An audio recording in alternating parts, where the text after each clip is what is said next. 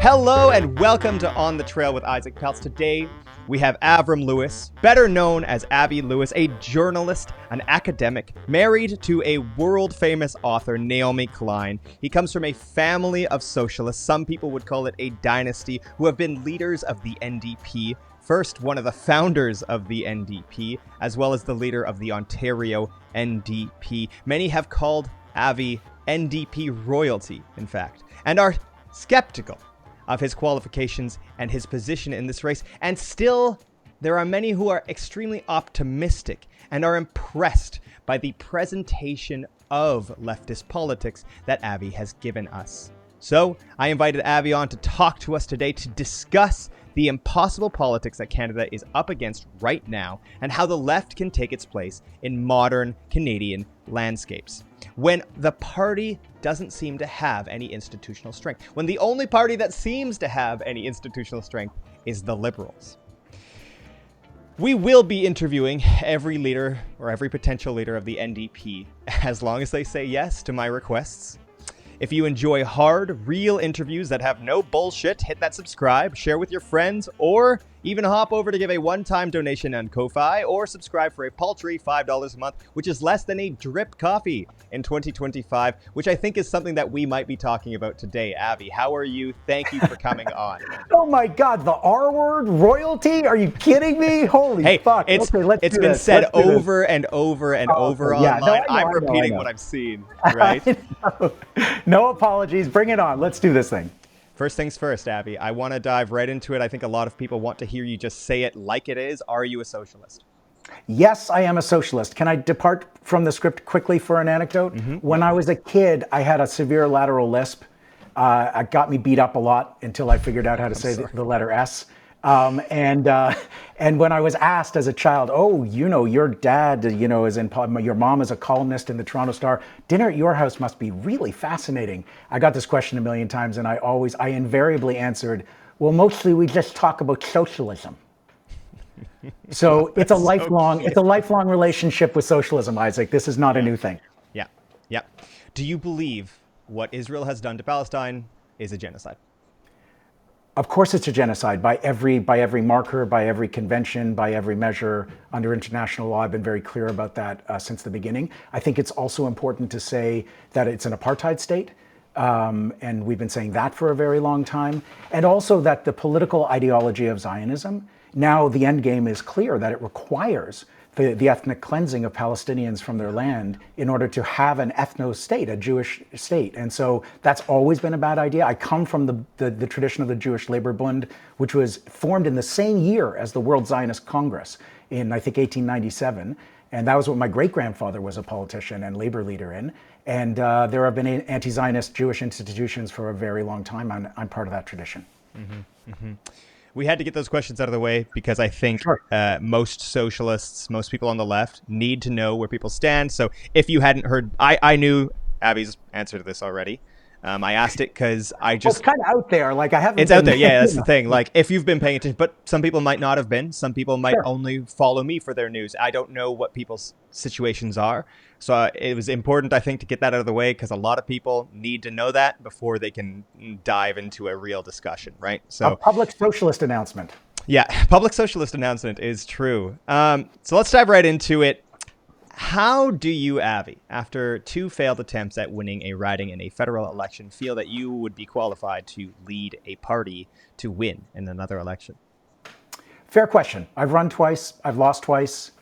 So had Jack Layton when he first ran for leader. So I think that'd be a fair question for Jack. He'd also lost in a run for mayor and I think one other electoral experiment. My grandfather, I think, ran 6 or 8 times before he won his first seat. But yes, of course, you've got to be able to win. I'm speaking to you today from the Sunshine Coast of British Columbia, where Naomi and I have lived for most of the last 20 years. Our son was born here, and I ran first in this riding of West Van, Sunshine Coast, Sea to Sky, because I believe in a connection to place, and I believe in, even though I'm a huge supporter of proportional representation, I favor PR pro-rep systems that include local representation as well as something like Ireland's system. Exactly. You can have Yeah. mixed member or proportional where you have regional representation. Yeah. And so I ran both times in seats that the NDP had never won. I ran in communities where I was enmeshed and had roots and relationships.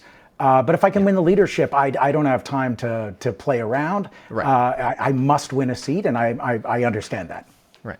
Right. How will you bring your big idea approach? So you're famous. You and Naomi are famous for big ideas. You guys are not known for the nitty gritty details. You guys are thinkers, academics, people who bring the big ideas to the table so that people can distribute it, eat the big ideas, share the big ideas. So how are you going to take those big ideas and bring it down to a retail politics approach? How do you make people go from, oh, this is a cool concept but impractical, to, no, this is the on the floor, in your face level of how we are going to implement this politic? Well, that's exactly what I've been working on in the last 5 years of electoral politics. Our campaign has been laser focused from the get-go on the everyday emergency of just trying to get by in an impossibly unfair economy. And that is as tactile as it gets. People are struggling to pay for food in a country as rich as Canada, struggling to pay for rent or mortgage. You know, I met someone in Vancouver Centre, a person living in a 300 square foot, one room apartment paying $3,000 a month. And that's not that unusual in Vancouver. No, you know, Montreal rents, you know, which have been more reasonable for most of the last half century. Already you see the skyrocketing of rents, the complete disassembly of the rent control system in Quebec. And now that thing of the transferable lease is the last straw, where people are now going to see rents jacked up, tripled or quadrupled sometimes in between tenants. That's a reality for everybody. And that's where politics happens, at the doorstep, in the conversation. The fact where the big picture comes in is we know why. And we are naming on this campaign the reason. We have 5 big grocery chains control more than 80% of the market. Gale & Weston's worth $18 billion.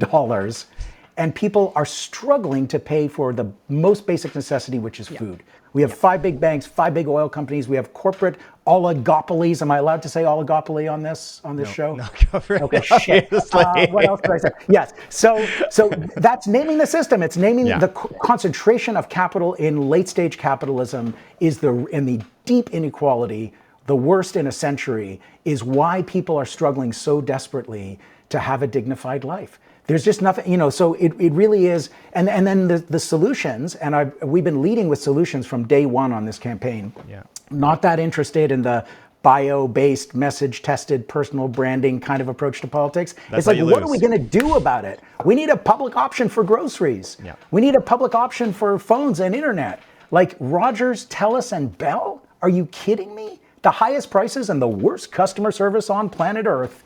You know, like, we need a public option for these things, and we need public ownership where the market is in a state of failure to deliver the basics. So I think that the big picture thing and we need solutions as big as the crises we face.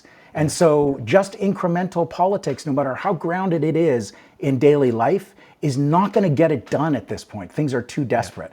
And we're fighting fascism now. Isaac, fascism takes root in the soil of economic despair, which is what has been created in Canada. We can't say it can't happen here just because we're watching it unfold in the Oval Office. It is here, and it is what we're up against, and it is the failure of neoliberalism, of liberal capitalism, like the Liberal Party of Canada, is creating the perfect condition for the hard right to come rolling in, just like it has around the world. So that's what we're fighting. We need big.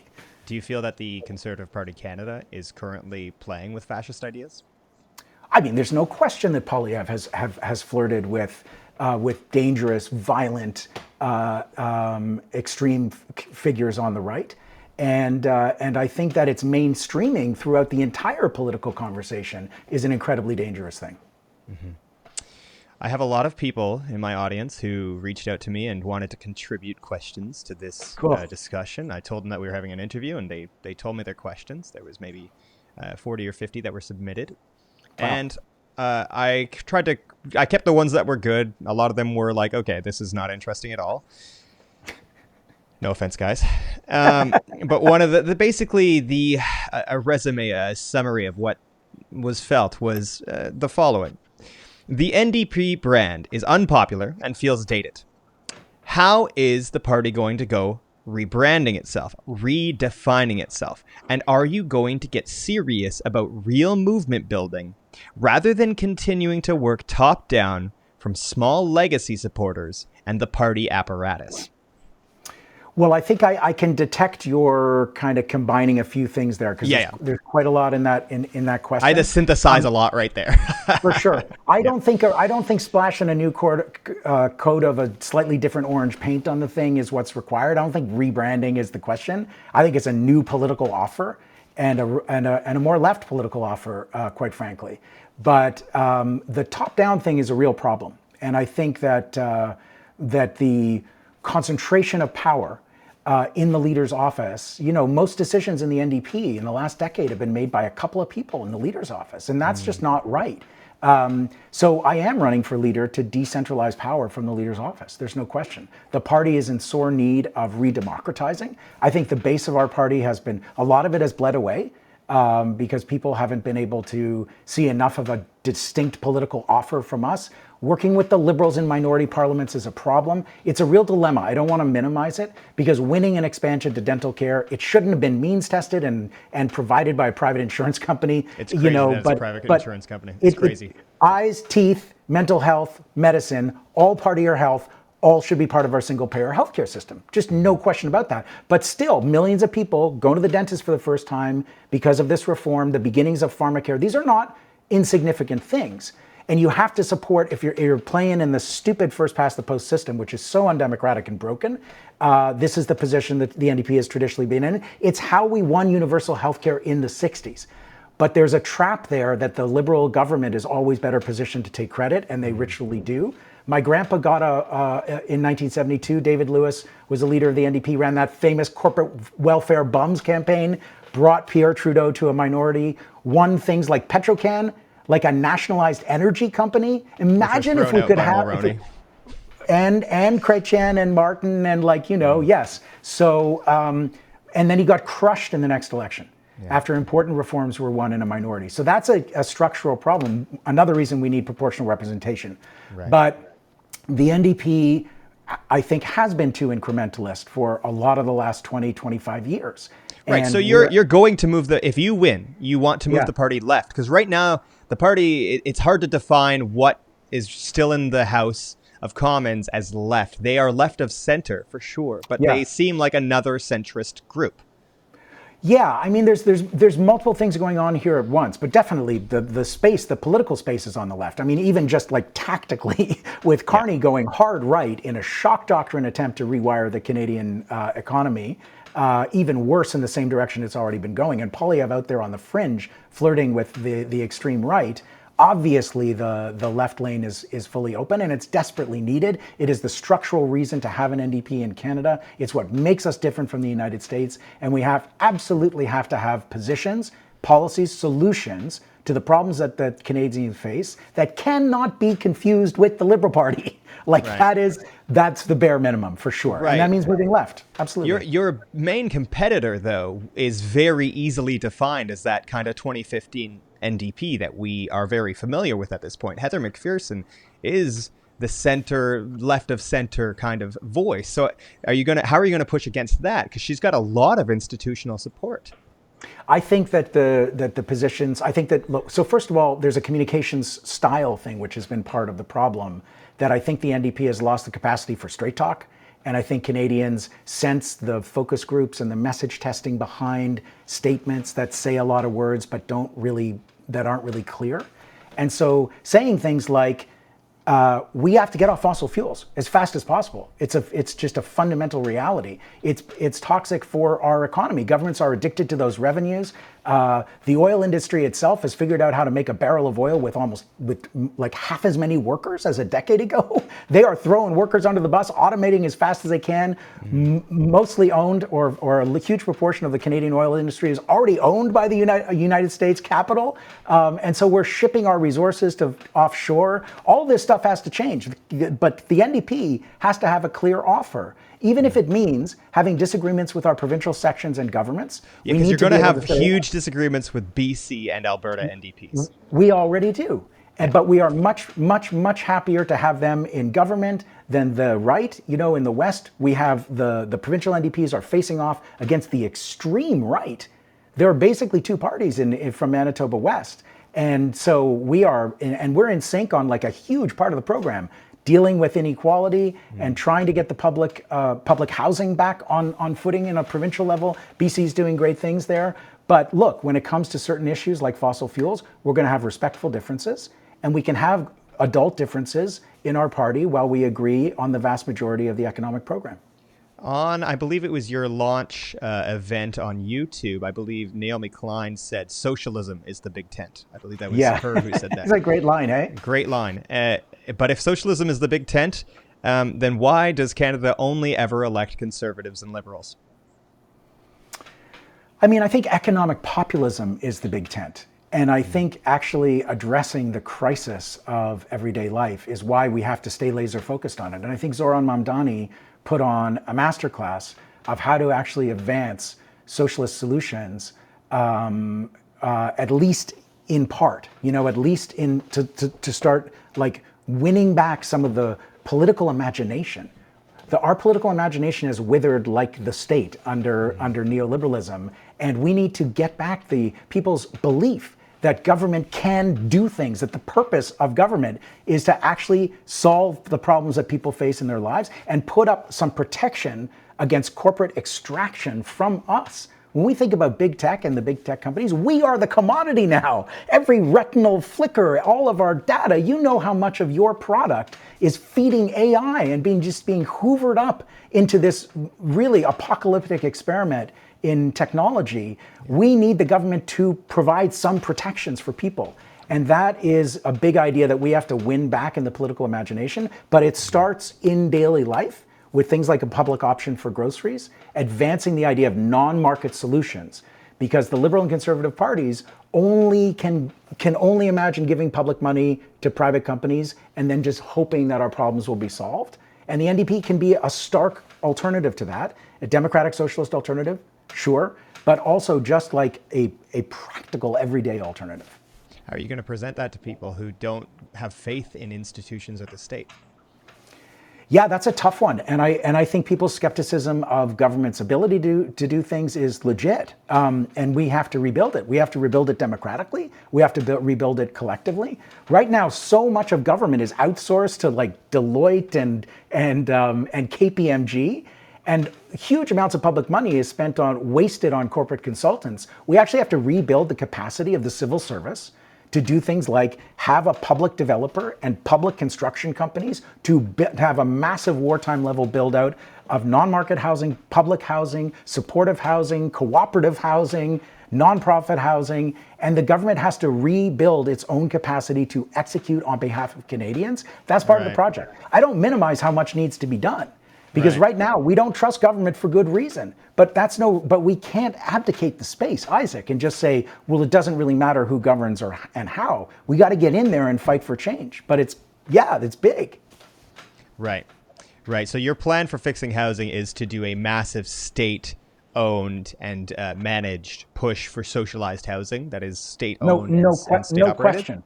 No question. Right. Like the idea, Carney's idea of basically he creates a new agency and he talks about things like a wartime level build out. He almost made it. He almost made it. Yeah, but the thing is, it's the same thing. It's the same thing as always. It's just public-private. In the public-private partnership, it's like the P stands for private, the private profit partnerships. Right? And the idea that we would give public money to private developers who would build out so much low-cost, non-market housing that they flooded the market enough for prices to actually come down, what private profit developer would do that? Like, does Carney not understand the basics of how capitalism works? He doesn't. You're not going to flood the market with supply. No, he doesn't. I'm the housing guy, as everyone knows. And I'm not the housing guy. Like, there's better people than me, but I'm the housing journalist. And just to teach everyone here, so the ideas of having private markets build out housing does not work for a few reasons. It makes costs higher. It costs more to the government to do, and the government sees less return. But not only that, if a private developer sees that no one is purchasing houses and the market is going down in prices, they'll just stop building because they want the market to be high priced. It's a basic math. Everyone understands it. And the banker guy, who's apparently this economic genius, he doesn't get that. And so I beef with the PPP plan, the private public partnership plan for housing. It's always, Isaac, it's already starting. Housing starts have slowed. Yeah. And you're seeing it in Toronto, Vancouver, Montreal, all of them. And construction workers are already being laid off. Mm-hmm. So if we actually need the non-market housing and we need that sector to be healthy, the government has to create a public agency and public construction companies to hire all those workers and more, and then some. Right. So how are you going to fund this? Well, I think there's abundant capital sloshing around in our system. Mostly the system is designed to redistribute upward. And so a wealth tax, 1% on the 1%, 2% on the 0.1%, 3% on the 0.01%. We have a proposal for a much more aggressive wealth tax than the NDP has long supported a wealth tax, and our campaign has a more aggressive form of it.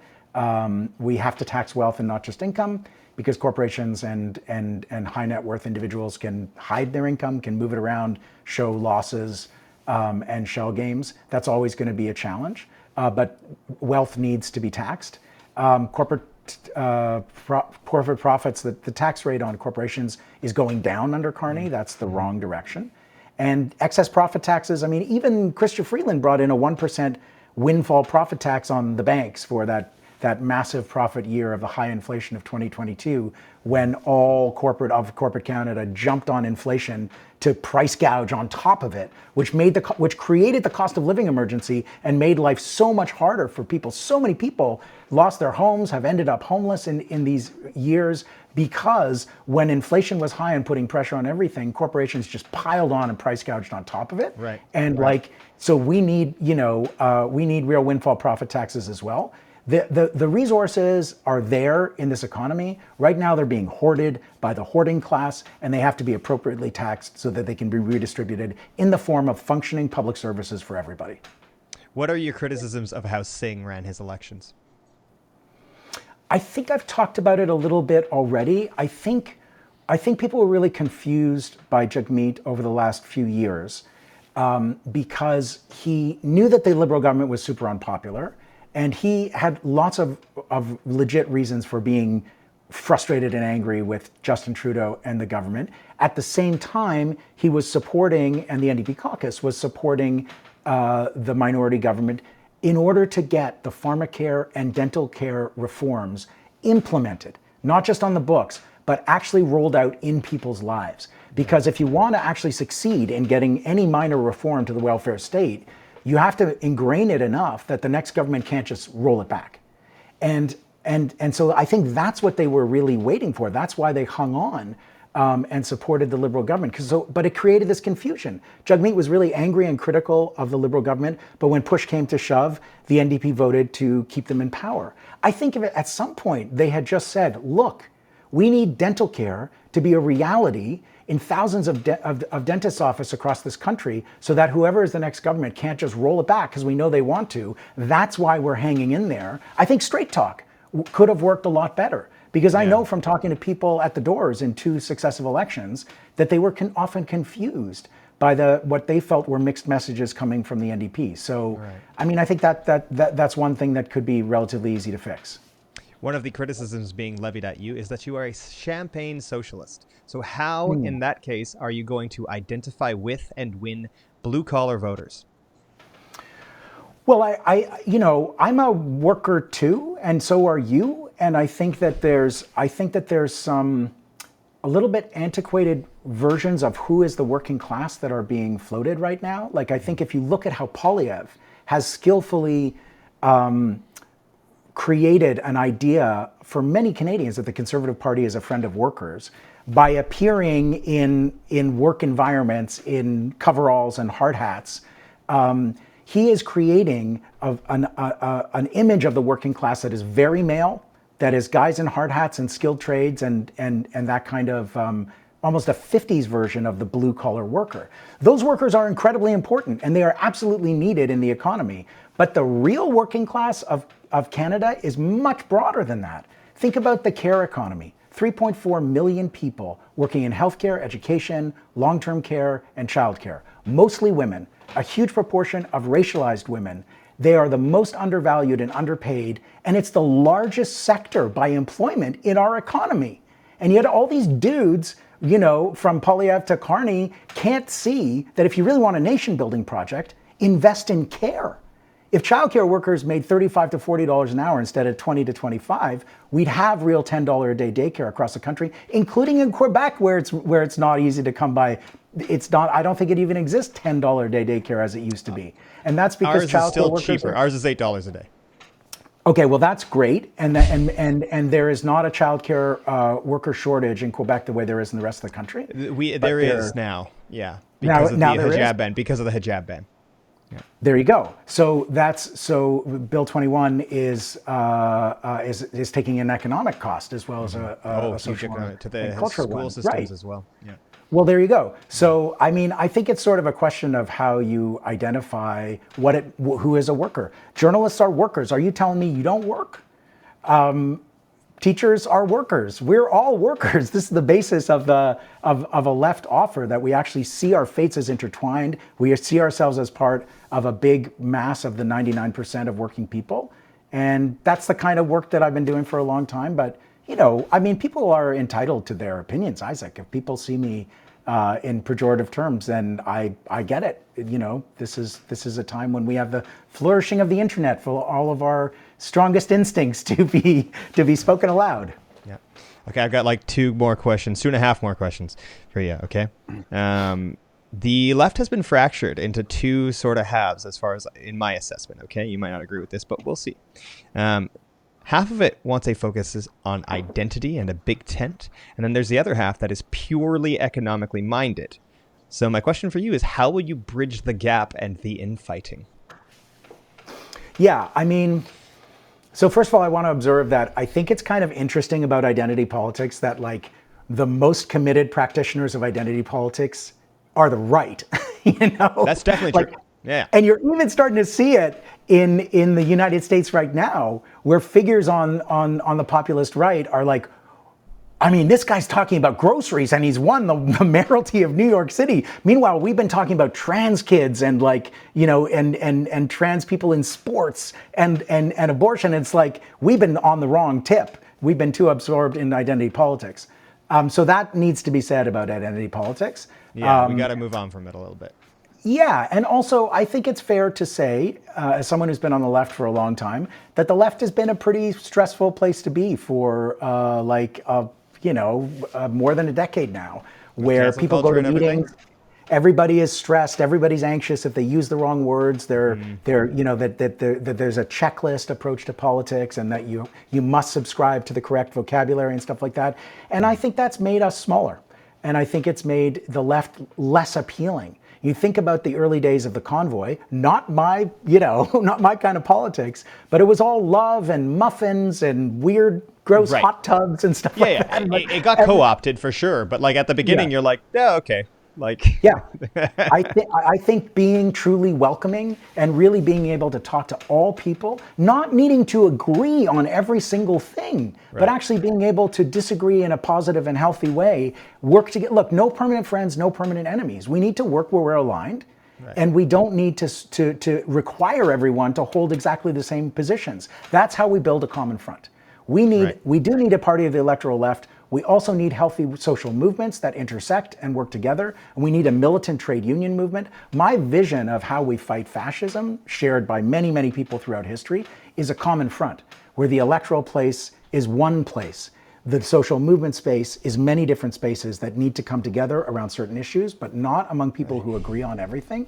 And the union and trade union movements really need to be strong as well. And we don't have really any of those things. We've seen some exciting moments in union world around the flight attendants, around the education workers in Ontario a couple of years ago, where people are saying general strike more frequently. They're not doing it, but mainstreaming the idea. These are important developments, but we need to be the big tent. Naomi said the big tent is socialism. I think that the big tent, I agree with that. I think the big tent is economic populism without a lot of judgment and with a lot more. Am I allowed to say that we should have more joy on the left and celebration? It's the only way to win on the left, actually. Yes, let's make it appealing. Let's have Dungeons and Dragons as part of the left. Yeah. Yeah. Okay, I'm going to skip one of my questions because it doesn't matter that much, and we're out Is of it because I time. said D&D? Is that not allowed on this podcast? No, I love D&D. I play D&D good. all the time. But I was going to ask about the remilitarization of Canada, but we are out of time. So my last question is going to be instead a question in French, parce que je veux bien entendre ta réponse. Est-ce que vous êtes engagé de vous améliorer en français pour les Québécois? Oui. Premièrement, il faut me tutoyer, s'il vous plaît. S'il te plaît. Pour moi, j'avoue que mon français, c'est un travail en cours. Mais j'ai un engagement très fort. Je travaille très fort chaque jour. J'ai une petite jazette avec un membre de mon équipe. Et c'est absolument nécessaire d'améliorer mon français. C'est essentiel. C'est pas une option. Alors, je travaille très fort et on espère que je peux le faire. Il y a un débat à Montréal dans 2 semaines. Et oui, je pratique beaucoup maintenant. Excellent. Ben, thank you so much, Avi, for coming on today. And for, you guys didn't see this, but there was a big old technological glitch. If you enjoyed this interview, we're going to continue doing them with the leadership potentials, the leadership hopefuls with the NDP. And so subscribe, like, share, give me your money. Goodbye.